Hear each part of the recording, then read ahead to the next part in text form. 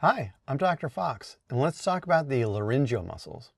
In this video, we'll describe and give examples of extrinsic versus intrinsic muscles of the larynx, as well as what they do. We'll outline the intrinsic muscle actions on the rhemoglottitis, the ventilation pathway, and phonation. So let's start with a discussion of the extrinsic laryngeal muscles. Extrinsic laryngeal muscles either attach the larynx to external structures, or they attach external structures, but they can move or affect the larynx.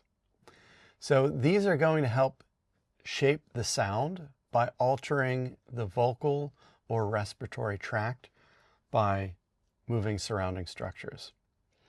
More often than not, they're somehow connected to either the laryngoskeleton or to structures directly connected to the laryngoskeleton, especially things like the hyoid bone. So for instance, there are a collection of muscles known as suprahyoid muscles. And I can circle a lot of them here. These suprahyoid muscles, when they contract, are going to elevate the hyoid. Considering that the hyoid directly articulates with the larynx through that thyrohyoid membrane, when you elevate the hyoid, you either put tension on or elevate the larynx. So this is one way in which these extrinsic laryngeal muscles may have an effect.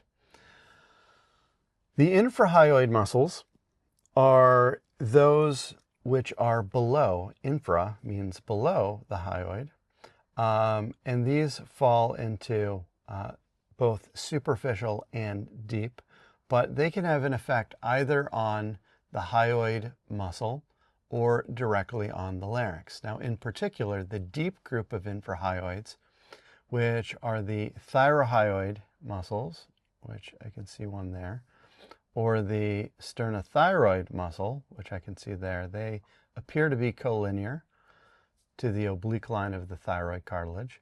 That thyrohyoid muscle is going to elevate the larynx. The sternothyroid muscle is going to depress the larynx. There are also the longitudinal pharyngeal muscles. Remember salpingopharyngeus, palatopharyngeus, stylopharyngeus. When they contract, they help to elevate the larynx as part of the deglutition response. So there are a number of things that we can do outside of the larynx to affect that vocal tract.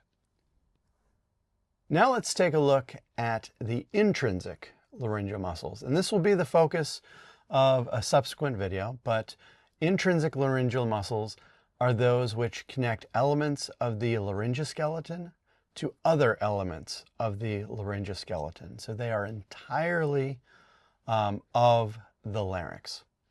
Now they may have different effects on different parts of the larynx. One of the major actions or sets of actions are upon the vocal folds. So they may either abduct the vocal folds, which we can see here. That means to swing them wide for the process of ventilation, or we can adduct the vocal folds, meaning we can bring them together or approximate them for the processes of phonation. We may also affect tension on those vocal folds, either by stretching the vocal folds out to increase tension and therefore increase pitch, or so that would be an increase of tension, which equals an increase of pitch. Or we can decrease tension on the vocal folds. So when we decrease tension, we decrease pitch. So the more tension on those vocal folds, the higher the pitch is going to go. All of the intrinsic laryngeal muscles, with the exception of one, are innervated by the recurrent laryngeal nerves, which are branches of the vagus nerve. The one exception to this is that the cricothyroid muscle is innervated by the external branch of the superior laryngeal nerve. Now, the superior laryngeal nerve is also a branch of vagus. So vagus nerve ultimately is innervating all of the larynx.